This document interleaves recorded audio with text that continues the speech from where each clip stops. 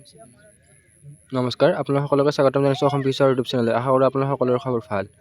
তো SSUHSৰ বি ফাৰ্মৰ ডি ফাৰ্মৰ কাউন্সিলিং হৈ গ'ল। তো ইয়াৰে এতিয়া DMEৰ পৰা এডমিশ্যন ন'টিচ দি দিছে। তো ইয়াৰে admission date, medical fitness certificate এই সকলোবিলাক তথ্যৰ এই ভিডিঅ'টোত আলোচনা কৰিম। তো আপোনালোকে এডমিশ্যন ন'টিচখন চাব পাৰে। প্ৰথমতে বি ফাৰ্ম। তো ইয়াৰে বি ফাৰ্মৰ এডমিশ্যন ডেটটো হৈছে 2 আৰু 3 ছেপ্টেম্বৰ তাৰিখে। তো আপোনালোকে এই দুটা তাৰিখতে এডমিশ্যনটো ল'ব লাগিব, নহ'লে আপোনালোকৰ সিটবিলাক কেনসেল হৈ যাব। তো ইয়াতে আপোনালোকে চাব পাৰে ফাৰ্ষ্ট ৰাউণ্ড কাউন্সিলিঙৰ কাৰণে এই এডমিশ্যন ন'টিচখন হয়।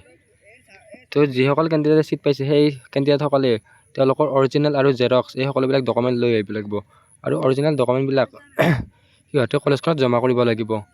তো ইয়াতে এডমিট কাৰ্ডখন লাগিব, মেট্ৰিকৰ আৰু high secondary admit card, marksheet, pass certificate লাগিব, আৰু তেওঁলোকক কাষ্ট চাৰ্টিফিকেটখন লাগিব, আৰু আপোনালোকক ইয়াতে লাগিব CWE ফাৰ্মাচীৰ এণ্ট্ৰেন্স এক্সামৰ স্ক'ৰ কাৰ্ড, এডমিট কাৰ্ড, আৰু ইয়াতে আপোনালোকৰ মেডিকেল ফিটনেছ চাৰ্টিফিকেট লাগিব।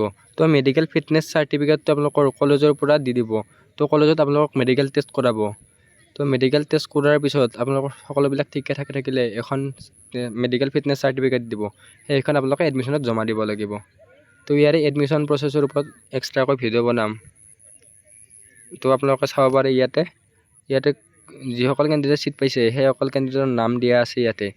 আৰু বি ফাৰ্ম কেৱল আছাম মেডিকেল কলেজ ডিব্ৰুগড়তে আছে। তো 30টা সিট আছে। তো ইয়াতে এতিয়াও সিট খালী আছে, আপোনালোকে চাব পাৰে। ইয়াতে 26টা সিট কেপাচিটি ফুল হৈছে।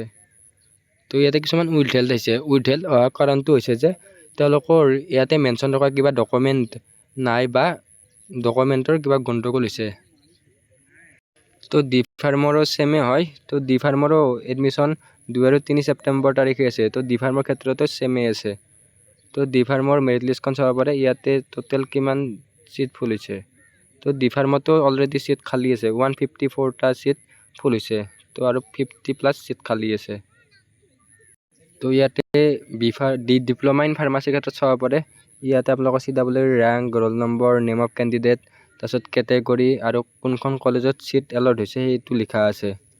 তো প্ৰথম কেণ্ডিডেটটো শিলচৰত আছে, তো কিছুমান গুৱাহাটীত আছে, তাৰপিছত ইয়াতে ডিব্ৰুগড়তো আছে। তো ডিব্ৰুগড়ত কোনে কোনে সিট পাইছে কমেণ্ট কৰি জনাব, আৰু কোনখন কলেজত সিট পাইছে সেইটো কমেণ্ট কৰি জনাব।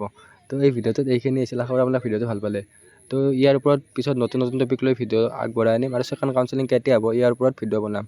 তো চেনেলটো ছাবস্ক্ৰাইব কৰি কাষত থকা বেল আইকনটো অন কৰি থৈ দিব, আৰু আপোনালোকে আমাৰ হোৱাটছআপ গ্ৰুপত জইন হৈ দিব। ধন্যবাদ।